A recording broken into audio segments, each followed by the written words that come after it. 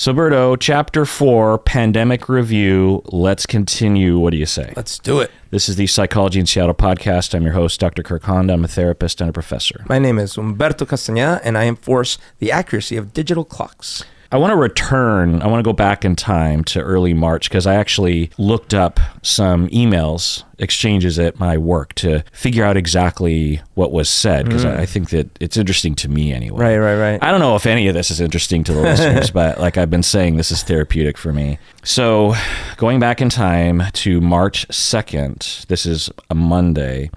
And this is the day that I decide to go on Zoom. But it seemed to me in my memory that no one else or very few other professors were making that choice. And then it was just a week later where the entire Antioch campus, quote unquote, temporarily closed. But so I looked in my emails and there was an email from the acting chair at the time, my boss. It was among us in our program, like 15 different professors, and there was an email exchange, and my boss said, "A few students are concerned about the coronavirus and want to Zoom into class. Should we let them?" My boss is asking that, right? And doesn't it sound a little like, well... Yeah, I mean, like, why are you being so freaky about this? Yeah. Now... Yes.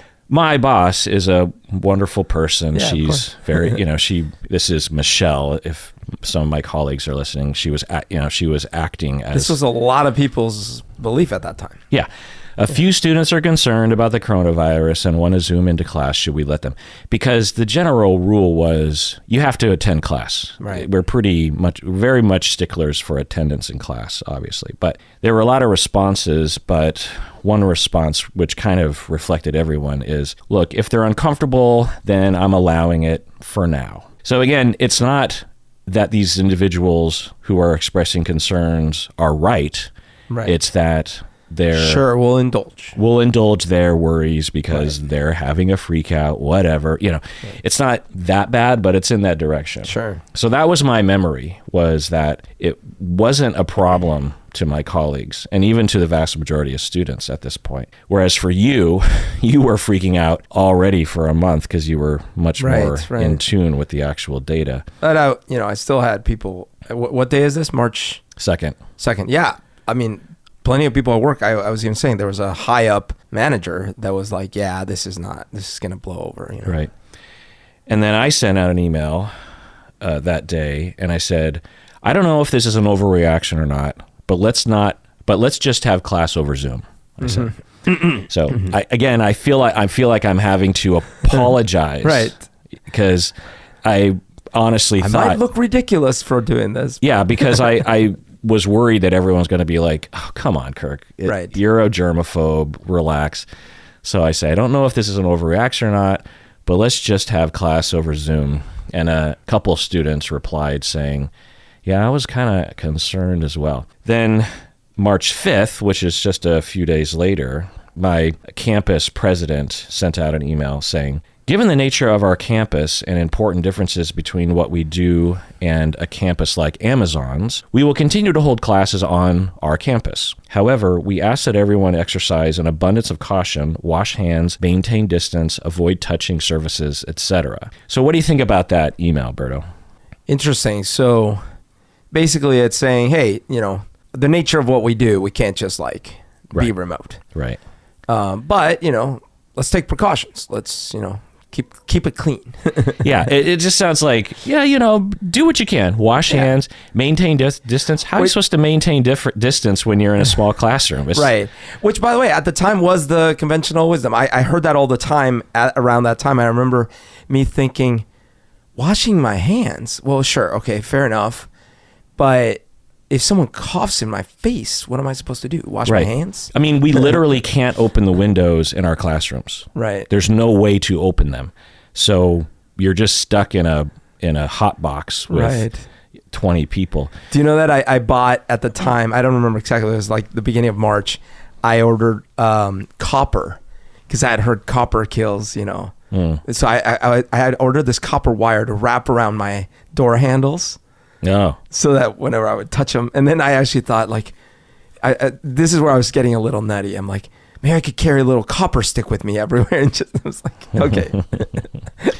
I mean, at that point, what's who's to say? I mean, maybe 6 months from now, everyone has a bunch of copper in their house, like a little vial of bleach around the neck. I mean, looking back, it all looks stupid, but at that point in the United States, 99% of people didn't do anything ever. Right. They didn't wash their hands. I mean, there are people who never wash their hands. Right. Yeah, it was the extreme opposite. And so I was actually thinking about this in the interim between last chapter and this, is that there's a lot of bad things to say about the past few years, and there's a lot of losses. There's a lot of death. But one silver lining is the next time we have a pandemic of that ilk, and you could argue we're still in it, obviously, but the next virus that comes along, the next time a lockdown has to happen, the next time we need to all do our part, I'm guessing, and the data seems to show this, that we'll be much faster and more ready to react. Because it's within everyone's interest. It's for the people in power. It's within the government's interest. Because they want to get reelected. It's within marketers' interest because the economy suffered quite a bit, right? Yeah. So the people in power who pull all the strings, they have been trained. We went through this massive on-the-job training for 3 years. And then culturally as well, like the adjustment to vaccines and to masks, I think will be much quicker. It is very nice, for example, that let's say you're getting a bit of a sniffles, or you heard that there's been a thing going around at work, that it's totally cool if you show up with a mask at work. Right. That you might be like, hey, I'm not shaking hands today because there's a thing going around, and no one's going to be like, how rude. Right. Or stay home. Yeah. And zoom in. Right. Exactly. Even that, like, because that was never the case. Like, no. You'd be like, wait, Joey is sick. Why are you staying home? Right. Because I just don't want to catch it. That's weird. You're weird. Right. And wearing a mask would have been unheard of. You'd be labeled a kook. Yeah, you'd be a total kook, regardless of the reason, in the past, it was completely normal for me to be at work and to have someone near me coughing and sneezing and noticeably sick and just without any care about what impact it would have on other people. And I was one of maybe one or two people in the room that was not comfortable with that. I wouldn't do anything about it because I didn't want to stick out. But now the culture, at least in most places, has completely shifted, where if you come to work sick, especially if you're visibly sick, people will say, what are you doing? Yeah, leave, get out of here. Yeah. What are you, and that was never the case in the past. It was... it depends on the industry, I suppose, but it was a mark of like toughness. Like, I'm at work, but I'm still at work. Yeah. Oh, George, he's really dedicated to his work. What a great employee. Yeah. So then my boss sent out another email at this point. So this is, again, it's a few days later, March 5th. So this is like Thursday of that week. I don't know if you listen to the New York Times, the Daily podcast, but today's episode was about COVID-19 spread in Washington State. I want to encourage you all to use Zoom and other online platforms to facilitate your classes for the remainder of the quarter. I realize I'm at risk of overreacting to this, but I would rather we be as safe as we can while maintaining our course standards. So how interesting in 3 days. Yeah. Right? That's how fast this moved. Yeah. That's how fast things changed. Things went from 99% of people going like, oh, come on, it's fine, right, to, I think we have a problem right now. And last time I was saying how time was kind of weird in those days, because I had this recollection like, man, I was, upset for a month or whatever, and then you're like, no, it seems like it was only like 9 days later that the school shut down or whatever. Each day was longer as a result of the stress. Yeah. Also, I got an email from a student on this day. They're an intern, and they emailed me and said, it looks like Sound, which is Sound Mental Health, which is a local agency. It looks like Sound has issued a mandatory closure of our office and are asking us to work from home. They are allowing me to do therapy over the phone from home. End of email excerpt. And this reminds me of all the just wild adjustments that everyone had to make, because prior to this, and I think we talked about this in previous chapters, that it was completely unheard of to allow agency therapists to to do distance work. But, I mean, you said they had to go through training, right? Like Well, not only training, but even if they had gone through training, they wouldn't be allowed to do it. I see. It was just considered to be not really therapy. I see. Or a cop-out on behalf of the clinician. It's just a cultural thing, that it was just a given that it was completely useless as a mode of treatment, which has been found not to be true. I've stated that I personally am not a fan in my world, not only as a therapist but a professor, but I do recognize that it is a viable delivery method, particularly during this time, because it's like, what else can you do during this time? Do you perceive it as viable, as in, well, if you have no other choices, I guess it'll do in a pinch, or it can work as effectively? There's a fair amount of research demonstrating that with training and with a lot of the issues that clients come to therapy for, it's just as effective. Oh, wow. I think that doesn't illuminate, because effective outcome research is often based on these very discrete issues in therapy, like depression symptoms or anxiety symptoms, where you can measure symptom degree over time. And they find that in person or online, if someone knows what they're doing, they have the same rate of symptom reduction compared to, I don't quote me on that, but that's usually effectiveness research is usually along those lines. Which I think is probably a surprise to. Well, it's a surprise to me, for example. Depression treatment is a lot of cognition work. It's not a lot of, it can obviously. So my point is that I think the more subtle aspects of effectiveness, so to speak, of therapy aren't very easy to measure. Like the effectiveness of an emotional corrective experience, the effectiveness of the therapeutic alliance, the curative nature of feeling like someone truly knows you and cares about you. I think that's harder to measure outcomes, and it's more long-term, and so it's more expensive to research.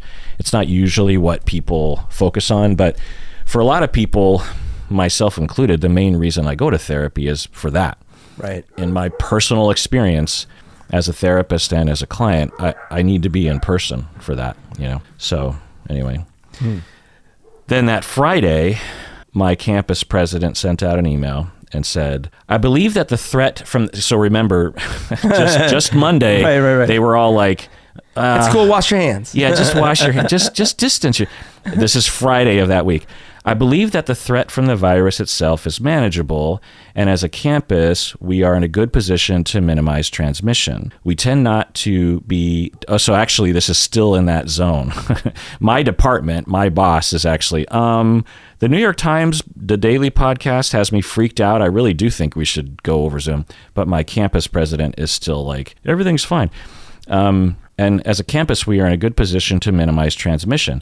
We tend not to be densely populated, and we are not a residential campus. Our classrooms are clean and have been repeatedly sanitized, and there have been no verified reports of anyone with the virus on campus. So what do you think about that statement? Interesting. Yeah, it's like, I mean, it's funny. Again, how many days later? It's the first announcement was there was a gap of 3 days between the first announcement and the second one. So this is Friday. So Monday was so just 1 week. Was everything's fine, but some students and are concerned, and I had actually already switched to online. Right. Then on that Friday, you still have the president basically elaborating on that and being like, there's not a threat. It can be managed. We can still have in-person classes. We just need to do a little bit extra to make sure that everything's fine. Plus, we don't have any reports of. And who's the person that sent the one? That was my boss. That was your boss. That's a professor. So now there's also, unfortunately, some mixed messaging happening, right? So my boss is directly connected to me, and then my boss's boss is the president. I can see some pressure at the highest levels of all the organizations of like not trying to freak people out, and just that facing that reality of like, so wait, so what? So we're just going to shut down? What are we doing here? Yeah. Like, when do we pull that trigger?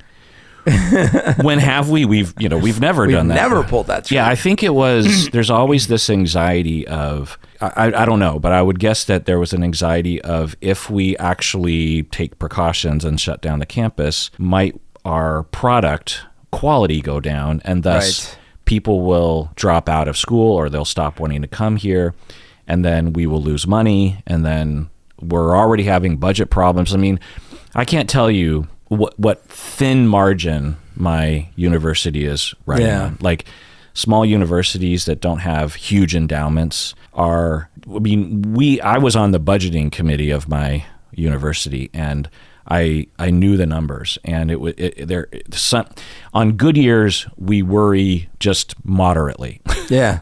On bad years, it's like we'll be, the whole system is going to come crashing down in 6 months, because we can't. We don't know how we're going to raise the money to pay for it, and then you have to start laying people off. So then the thought that's like, oh yeah, I guess we got to not do classes. Right. So there's always this terror about not providing a good service so that your customers, your students, are satisfied, to the point where a lot of the upper administration, when we as a program take action against a student, because the 1 out of 1,000 students that we admit in who demonstrates to have too much impairment or too much problem ethically or something to be a viable candidate for the degree and a viable candidate as a clinician, we will gatekeep and remove them from the program, kick them out of the program. And upper administration has had varying levels of support of that. We don't do that lightly. And if anything, we should probably do it twice as often as we do. Sure. I would say that for every one person we actually do kick out, there's another person that should have been kicked out that we didn't kick out, because of the amount of anxiety and lack of know-how on behalf of professors sometimes. So, but there's that fear that, like, but upper administration would pressure us and sometimes override us and force us to keep the student in, even though the student has been repeatedly given chances to correct. Is that because they don't want the university to be seen as too hard or something? Or, I can't get in their head, but usually they're just completely obsessed and motivated by money. And if a student is kicked out, then they stop paying tuition. And if they sue us, then it costs a lot for legal fees. Right. And I'm just like, that's just a part of operation costs, and figure it out. We're not giving people a degree in like math. We're giving people a clinical stamp of approval that they can provide clinical services for other human beings. And at the very least, you should be worried, administration, about the hit to our reputation if it gets out that we're just graduating everybody, and then it could look like any graduate from our program could have a problem. What I mean? Because that big corporations, Amazon, these other places, were also worried about that, right? Oh, totally. If we send people home, productivity will go down, our bottom line will go down. Especially because, it's just a common notion. If people are not monitored 24/7, they don't work, they don't do anything. Yeah. Let's take a break, and we get back. Let's continue. What do you say, Berto? Let's do it. Okay, so March 24th, Trump had the following quote: "We've never closed down the country for the flu, so you say to yourself, what is this all about?" The next day, March 25th, Trump says, "The faster we go back, the better it's going to be." KUOW, a local radio station, the University of Washington, our alma mater, they announced that they would no longer be broadcasting Trump's briefing of the coronavirus, quote, "due to a pattern of false and misleading information provided that cannot be fact-checked in real time." Do you remember this? I do, yeah. It wasn't just KUW, it was a lot of places. Yeah, it was a lot of places. Like TV stations stopped airing his briefings. Yeah. Because he was saying all this ridiculous stuff. Right. Just imagine that. And that was before lawsuits, because obviously, eventually places got sued for misinformation, but that was before all that. Yeah. So they were like, whoa, we got to be responsible here. Yeah. Just imagine that the president of the country Yeah. is not trustworthy. Because, at these radio stations and TV stations, there were times when various different presidents would say things that the viewership or the publication would think were problematic, Right. But they wouldn't essentially censor the individual, because they're like, well, if the president wants to hang themselves out to dry, then fine. But at this point, what Trump was doing was so dangerous and deadly. Right. I mean, the deaths on that man's hands. Just contemplate that for a second. The amount of people who are dead partially because of him. Yeah. It's just, how do you sleep at night? Yep. You're the leader of a country. You are supposed to be on our side, not your own side, so that you can keep the quote unquote the economy going and thus get reelected. God, it's just really just depressing. Okay. And there was a lot of enablement around him, Yeah. a lot. So also I heard from insiders, and who knows, that behind closed doors, a lot of his advisors were actually arguing with them kind of about this. They were saying, and presumably what I understand is behind closed doors, he was a little bit more open to hearing the truth, right? He wouldn't necessarily act on it, but he wouldn't just fire someone if someone came out and said, Mr. President, this is going to be a big deal and a lot of people are going to die, and maybe you should be helping that, or so he was being repeatedly told, he was being briefed by the scientists, Fauci, others, and no one was opposing that. It wasn't like there was some other doctor that he was being advised by that was saying this is not doctors, but other people, including media celebrities and other advisors that were telling him, if you shut down the country, you won't get reelected. Yeah. By the way, this was March 26th, March 25. So on March 26th, I made a post on Facebook.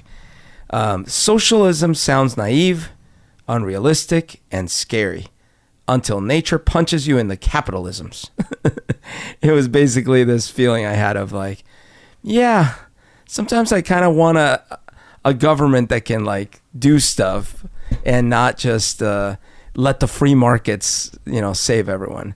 Because I think at this time in my neighborhood Facebook groups, people were literally saying, this is why I never trust the government. Everyone should just be out for themselves. And so, there are all these debates raging where there are all these libertarians coming out of the woodwork going hey, if you're not ready for an emergency like this, it's on you, blah, blah, blah. This naive notion, we still live in, 600 years ago or something where you. Well, what are they advocating for exactly? They were first of all, you shouldn't be surprised if their infrastructure is not ready to handle things. If you're not already stocked up ahead of time, it's your own fault.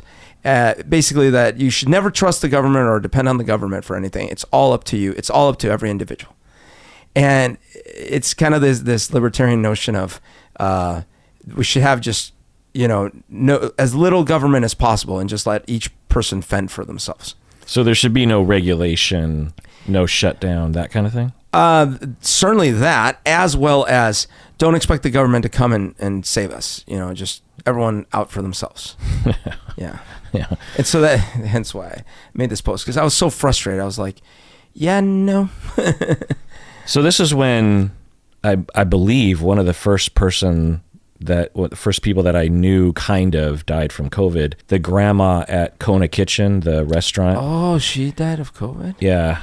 And oh no. Yeah. And she's, again, one of the only people and I didn't really know her. I just knew of her. I'd seen her before, but yeah, she died. The Washington State Parks, National Forests, and national parks were all closed in Washington. At this point, I remember there was a lot of communication in my family around this time. Oh yeah. Did you have that too? Oh yeah, especially with my Colombian relatives. Yeah, I just remember it was just all day long, everyone checking in. How you doing? Is anyone sick? Yeah. Are you? What's happening? Are you isolating? Yeah. Does anyone need anything? And also a lot of maybe just even. It's interesting to look back on that psychologically. I think it was when we're scared and uncertain, you just want, it's sort of like when it snows out in Seattle, which it doesn't happen very often. There's often a lot of communication in my family. Right. My parents, my siblings, like, it's an unusual event. yeah, how much snow do you have? Or did you have to drive anywhere? Or there's just a lot of, it must be comforting somehow to return to your secure base and just check in with people when everything's scary. It also just felt like, well, we're all sharing in this experience. So it just felt natural to check in and share experiences with each other. Yeah. And I was talking to my Colombian relatives, especially including my dad and my grandparents, because, they were freaking out about what was happening up here. And I was starting to worry, like, once it hits there, what's going to happen? Because it hadn't really hit there yet. It was starting to, but it hadn't really hit yet there. And I was thinking, man, if we're having trouble, what's going to happen in Colombia? Yeah. Ironically, their response was far superior initially to the thing. This is when on this day, March 25th, was when I posted my very first Love is Blind reaction video. In my mind, from my memory, as soon as, because this is a turning point in all of our lives. Yeah. I mean, mainly me and my wife, but really all of us. I mean, but I thought that this was way later, like, no, I don't know, in the summer or something. Oh, really? Yeah. No, it was right. It was right here. Because as soon as things shut down for just some random reason, and I never watched reality TV. Up until this point, I had only watched reality TV as a result of other people I knew watching it and sort of roping me in. Like, I watched a season of Rock of Love, I think second season Rock of Love with Vince Neil, another season of like some other pop, I think it was literally just called Pop Star or something, where a bunch of women vied to try to become a part of a girl singing group, Okay. Oh, I watched Real World season 1 because everyone did on MTV in the early 90s. Yeah. Never watched Survivor. See, I'm kind of the opposite. Never watched Bachelorette. Never watched Bachelor. Never heard of 90 Day Fiance. Never watched any of the Real Housewives. Never watched, I didn't watch Big Brother. I didn't watch any of it ever, because to me it was just completely not my thing. Yeah. So why did I decide at the beginning of the pandemic, when everyone's like, well, we might as well binge something, like, why in the world? And because I was the one that said to Stacy, let's watch this. And what if I'd never watched? Like, my entire life is just completely different. Most of the people listening right now would have never heard about the podcast if I hadn't done this random thing. So then I posted on March 25th, totally thinking, look, this isn't going to go anywhere because nothing I ever do goes anywhere big, but maybe by the core fans at the time. Usually I'd get about like 800 views on YouTube or something, maybe 1,000. And, but my very first video with Love is Blind reaction, I got 2,500 views. Wow. In the first week. And I was like, whoa, okay. Well, this is going somewhere. Yeah. Like in my mind, that was a huge success. It didn't really matter that much. Still. I think that equates to, well, maybe like $20 or $10 or something. You know what I mean? But it was still like, in terms of views and people seeing it. Right. Which is always what I was going for at that point. So 2,500 views, I was like, okay, interesting. And in my mind, as soon as I published it, so much from my memory, as soon as I published it, it instantly took off because it was an instant hit. But it wasn't. For the first week, it just got that regular kind of bump from probably just my core audience. You know what I mean? So then, right? Because how would it get recommended yet? Or the algorithm hadn't tagged it yet.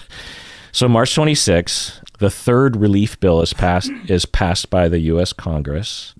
Seattle encourages residents to make a joyful noise at 8 p.m. in support of the frontline workers. Do you remember this? No, I don't remember that. Wow. I do.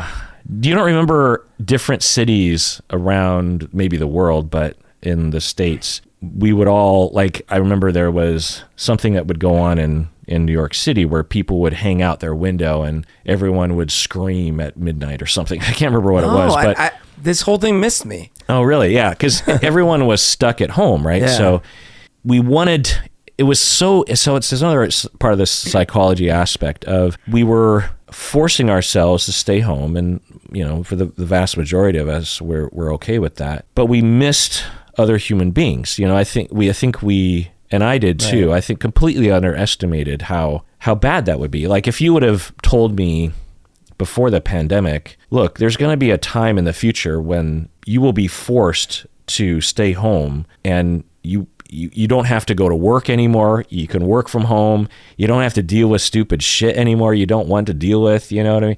I would have been like, yeah, sign me up. It's like a staycation, right? But we instantly longed for connection with even strangers or people we barely knew. And so there was this movement to connect somehow at an extreme distance in neighborhoods by like walking out in the street and making a lot of noise. And that was a thing that happened. And it's also funny to think back on a lot of the things that were going on in March and April and how that all kind of fizzled out, you know, because the pandemic went on for so long that a lot of these, like the constant communication with my family. You can't keep that up. Well, it also just became, it really felt to me how bad communicating over Zoom is, how hard it is, in a social setting when you have a group of people. You can hold a meeting over Zoom, right?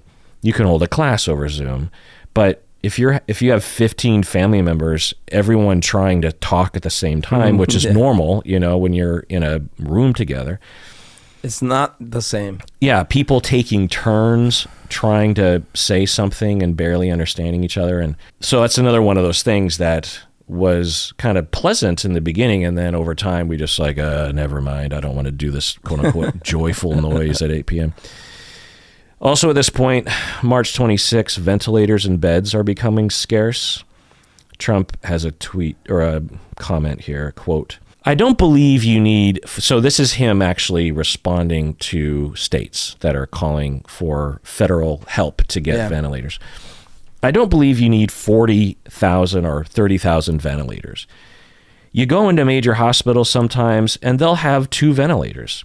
And now all of a sudden they're saying, can we order 30,000 ventilators? Jeez. I mean, just, it's like, what do you think is happening, Donald Trump, that these hospitals are like making it up? Is coupling the total lack of understanding of anything with the idea that he has the full understanding of everything. Yeah. I would understand if he said something like, look, that's not going to happen because we don't have those ventilators, or we don't have the funds for that, or that's going to be fine. If there's a or difficult, I've authorized the emergency authorization, whatever, to start producing more ventilators, or even a political statement of we're absolutely dedicated to helping hospitals and we will do everything we can. And then behind closed doors, you do what you got to do. But publicly, he's stating at this point, what hospitals now all of a sudden they need all these ventilators? What's wrong? Basically accusing hospitals of lying. Well, because he thinks since he's constantly conning, so he just assumes everyone else is always conning. Yeah, I hadn't even thought of that. It's crazy projection. Like, you must be trying to con me. Yeah. Every interaction is always someone trying to con him. And what's the fucking con, Trump? That these hospitals are going to turn around and sell the ventilators that they've purchased? Right, because obviously the ventilators are really useful when you're not in a COVID pandemic. So dumb. Okay, so next day, March 27th, the U.S. confirmed at least 100,000 cases of COVID, meaning I think it was like an estimate. It wasn't the amount of positive tests, because of course we didn't have tests to give, but there was an estimate of 100,000 cases. Which, I think, wasn't that from like hospitals reporting in, and they kind of like guesstimated from there? Yeah, I think it was like a John Hopkins study or something. And at least that's my thought. But the notable thing about this is that we had more cases than China and Italy, because that was, up until that point, considered to be the two epicenters, the two hot zones were China, obviously, and then Italy. I mean, did we ever figure out why Italy became one of the very first hotspots? No, I mean, someone must have, but I don't remember. Like, I just did a lot of people from Wuhan just go to Italy or something? I don't know. I don't remember.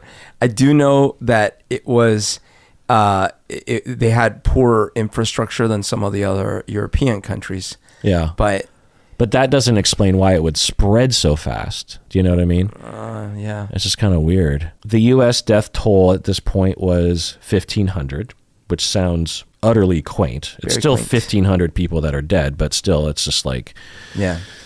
oh boy, get ready because, it'll be And I remember at the time, 1,000 times that. yeah, I remember at the time, there were people saying, "Oh yeah, we might get to like 100,000 deaths." Yeah.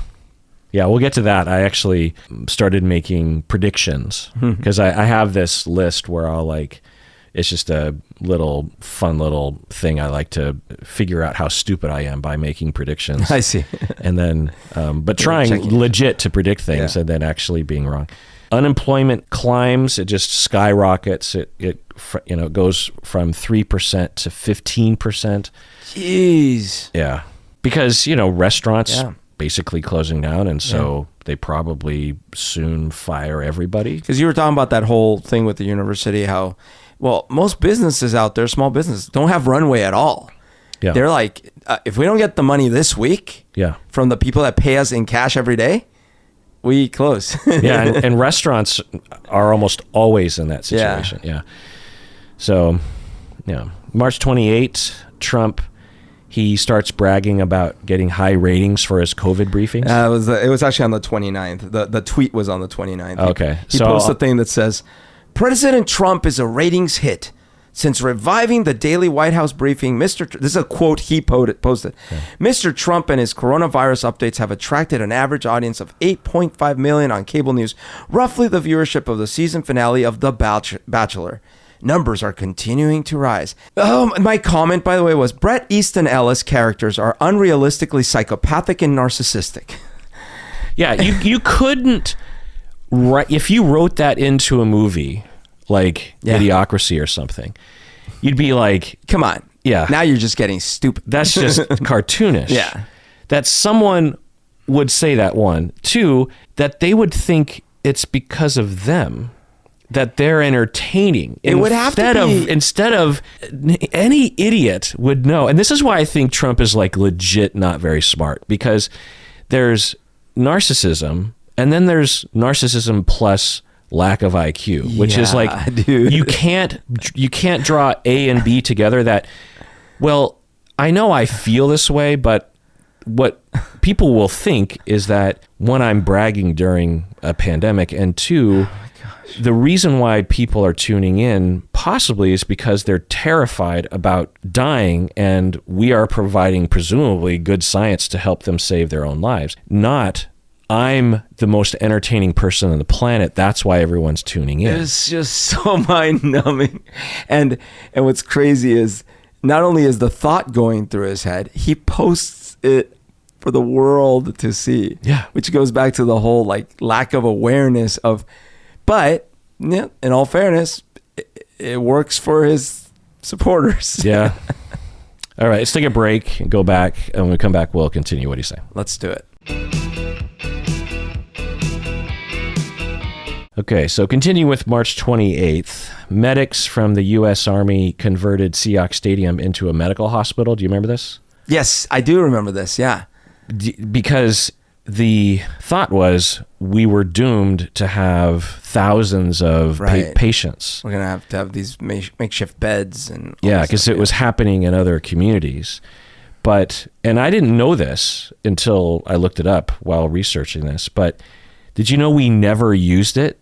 We never had to. I didn't know that. We never had to use it because we flattened the curve in Seattle so well, in Western Washington so well, that we actually effectively managed to keep the amount of patients in our hospitals That's great. relatively low, so we didn't have to use this MASH unit, if you will, because it was never used and it was dismantled soon after. I also remember around this time, Hot Ones, the YouTube channel, where they eat the spicy wings. The spicy wings. Well, Sean Evans, the host, at some point he talks about how he got COVID. At this early? Like he got it this early? It was pretty early on, yeah. Because I remember hearing his description of it and thinking, oh my God. So he talks about how he got COVID and he lives by himself in, I think, New York City. I'm not sure. Maybe, probably LA. Anyway, he said that one night, he couldn't sleep and he gets up out of bed in the middle of the night and he is walking to get a glass of water or something. And he says he passed out and hit his head on the coffee table and he wakes up in a pool of blood. Oh my God. And he's just like, what happened? Imagine that. Yeah. You're all alone. The hospitals are clogged up and you just pass out. Oh my God. See, that's what was one of the freaky things is in the early days with the Wuhan videos, there were these videos of people on the street just falling over. And you're like, what's that? Like, we're not seeing that before. Right. I guess, maybe low oxygenation or who knows what. And just. Right. Low oxygenation and you stand up too fast. Jeez. And no blood to the brain, no oxygen to the brain. And that's brutal. Yeah. March 29, Dr. Fauci warns that the coronavirus may infect millions of Americans and could kill 100,000 to 200,000 people. Right. So that was those initial estimates. Right. And I look back because I remember seeing those briefings. Him and a lot of those folk always looked very nervous, not just about the fact that the pandemic was happening, but about what they were saying. Mm-hmm. And the impression I got was that they were constantly being yelled at and warned, like, if you think, like, don't say that. No, don't say that. Don't freak them out. Yeah. Well, I remember these briefings because Trump would talk in his way. Right. And then would they look all uncomfortable. And then Dr. Fauci and others would get to the podium and Trump would be just off camera. Yeah. I remember thinking like, yeah, I mean, your boss, the boss of all bosses is right there, obviously coming from a different place. And yet you have to, as a scientist, report the science. Oh my God. And so I remember that. It was really awkward. And I remember being so proud of Dr. Fauci, and I really have been the whole time. The amount of professionalism and his effective medical, scientific communication, I don't think we could have asked for a better, more... And in the midst of being called names and demonized threats to his life, everything. Yeah. People think he's to blame for killing him. He's the one who started it. Yeah. I think some politicians literally believe he did. Do you know that the latest crazy inane thing that I was hearing was that they had some sort of Mar-a-Lago event where Trump was eulogizing someone or whatever. This was just last weekend. And the lady that was speaking was saying they released the vaccine so that it would spread among everyone so that it would kill everyone. Basically, like, it's not the virus that could kill everyone. It's the vaccine that would spread and kill everyone. It's like, Yeah. Yeah. We have science and observation. We can answer that question. We know the answer. And, scientists, when they develop a vaccine, they have those questions. Are there bad effects? Will it actually cause illness? Will an illness spread? And what they do is they do small trials and they start branching it out from there. There's usually an animal trial, and you just keep gathering data and tabulating the data, reporting on the data. They found that on the average, it was vastly lower in risks to have the vaccine as opposed to not having the vaccine. It's just science. It's fucking data. It's like walking out your door, looking up to the sky, seeing rain and saying it's not fucking raining. There's only been 13 billion shots. You can't just... Scientists don't just make shit up. Now, occasionally they do, but, not in this scenario, especially when you're involving literally thousands of institutions in every country and maybe millions of medical professionals and scientists. But how can you be sure? There's only been 13 billion shots around the world. Yeah. But here's the thing. They're actually saying it's spreading, because they use all these buzzwords now, the gain of function. Have you heard the gain of function? No, I don't consume their rhetoric because I think one makes them more powerful for me to pay attention, and two, it's useless to pay attention. It's completely, because that's how Trump got elected, was because he would say crazy shit and you and I would react against it, and Republicans who hate people like you and I thought, oh my God, Trump is the best. And so that's why I don't pay attention to any of those fuckers anymore, because that's what they want, because that's what they know, because owning the libs is all that a certain section of our society wants. That's all they base their life on, is who's owning the libs. I don't care what they're owning them for. I just want them to own them. You support Ukraine, usually Republicans hated Russians, by the way, right? I mean, we have whole movies about it. Ronald Reagan. Yeah. Arnold Schwarzenegger. What's his face from Texas Ranger. Yeah. Chuck Norris. I mean, every one of his movies was anti-communism, anti-Russia. And now, because Russia has invaded Ukraine and people, regardless of their partisanship, are in support of victims of invasion, there are many Republicans that are just pro-Russia because we are perceived to be, it's not a partisan issue. It's just unfair for a country to invade another. And don't you worry that they might invade us? Like they're just invading. It's not okay for no reason. If there was even the shred of a legitimate reason. But it's so simple. Like the narrative is so simple. But Putin was friends with Trump, and apparently Biden's doing all sorts of shady stuff with Ukraine. Hence, we hate Ukraine and Russia's in the right. Yeah, and for the record, if Biden's doing shady stuff with Ukraine, then by all means, let's find that out and put a stop to it. Investigate corrupt politicians. All sorts of politicians are corrupt. Is Biden one of them? Could be. Let's look into it. There's a section of our audience that are pro-Russia, and they'll yell at me when I talk about being pro-Ukraine. Sure. And I'm not pro-Ukraine. I'm just, because Ukraine has problems, and it has historically had problems. Right. Every country has problems, and Ukraine is one of those countries that has problems. So I'm not saying I support everything Zelensky or the Ukrainian government has ever done. That's ridiculous. What I'm saying is that it's not okay to invade and kill thousands upon thousands, not only of Ukrainians, but Putin has put over 100,000 of his own people to death for this. For what? Yeah. For what? So I get amped up about this because there's inevitably always someone that will go after me and say like, well, you don't understand the situation. And what I'll say is, okay, granted, but are you saying that it's justified to invade another country and kill innocent people? Is that what you're contending? Right. Because sure, I might not understand the full situation, but I'm pretty sure there's no justification for killing innocent people. Okay. The other thing is I know there are people listening right now that literally believe the vaccine is wrong. I mean, every time I talk about it, particularly back during this time when totally. People would long emails, smart people with quote unquote research to back them up, telling me about how bad the vaccines are. Right. And it's maddening. Hey, guess what? I was worried when the vaccines got developed quickly and by the Trump administration. I was certainly not like gunning to like get my shot, but at the same time I'm like, but dude, like this is not one institution, this is not one company, this isn't one scientist. A, B, like we have a pandemic that's worldwide, it's shut everything down, it's killing millions of people. So, and then, after the first shot and everyone was okay, it's like, okay. Well, not only that, but they had already done plenty of trials. Of course they had, but I'm saying like, just in my experience with drugs and medicine in the last few years, I've realized, okay, stuff can still have side effects, stuff can still be not well understood, all these things, fine.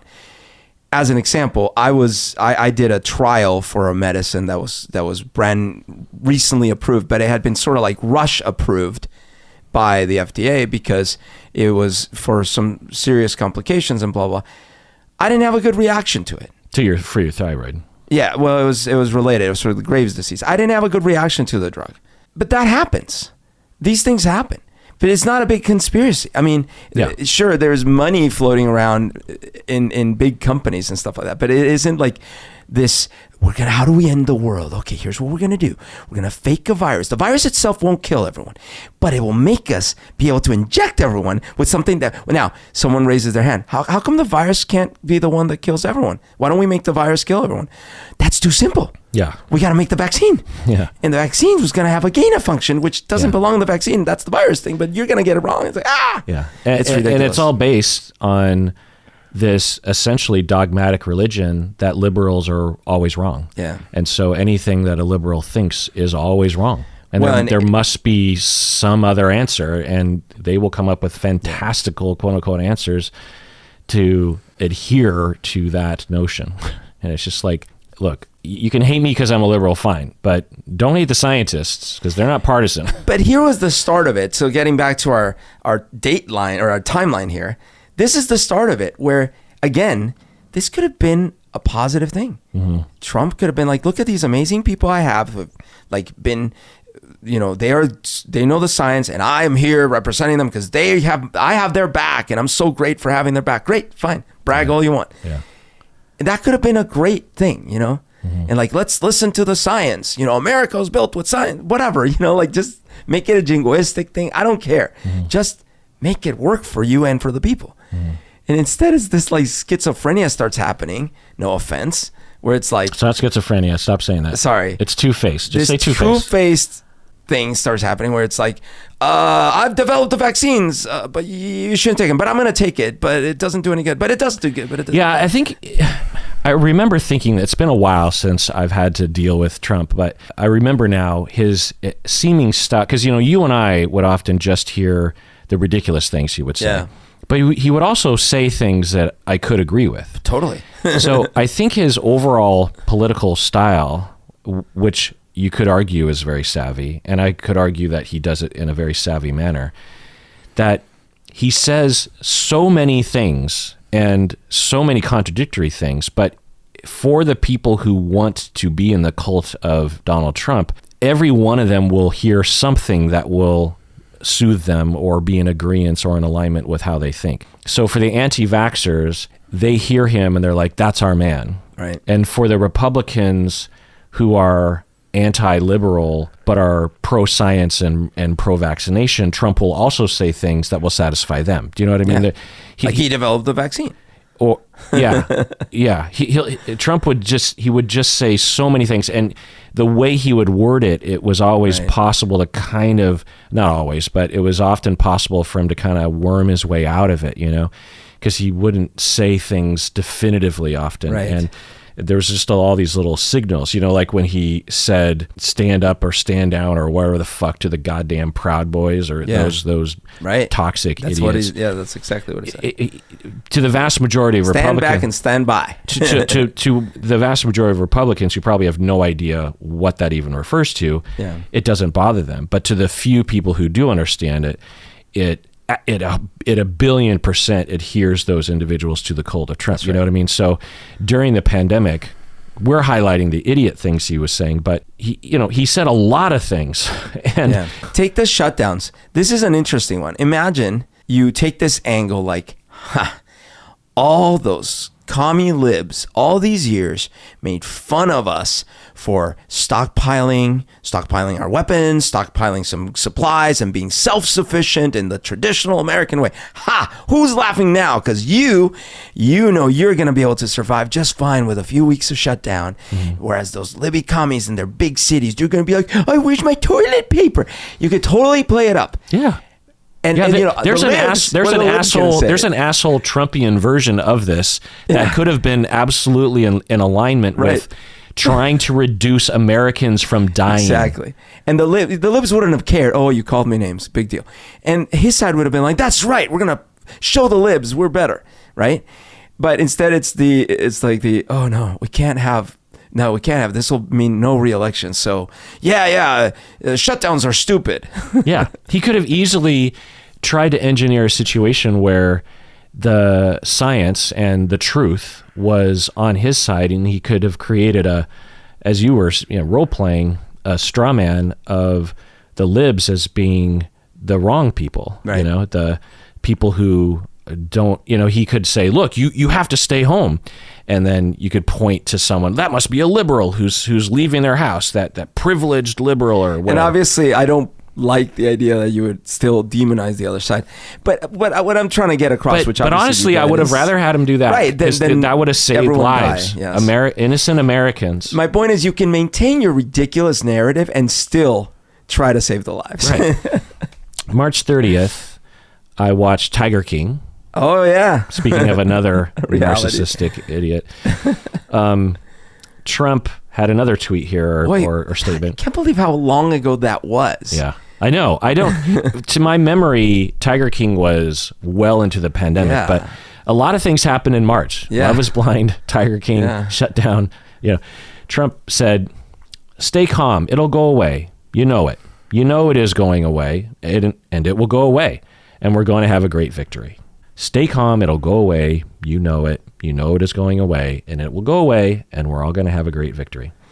I mean, that itself, it's like, okay. I mean, obviously, it's over-promising, but it's in alignment with all of his statements of there's nothing to worry about.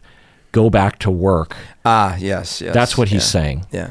At some point, Trump called the coronavirus a hoax. Do you remember this? Oh, yes. Created by the Democrats. He says it early on, by the way. But he had already been using the China virus thing, right? I think that was a little later. Okay. But in his very coded way, but basically saying, and it was clear to everyone what he was saying, was that the Democrats were creating a hoax of the coronavirus.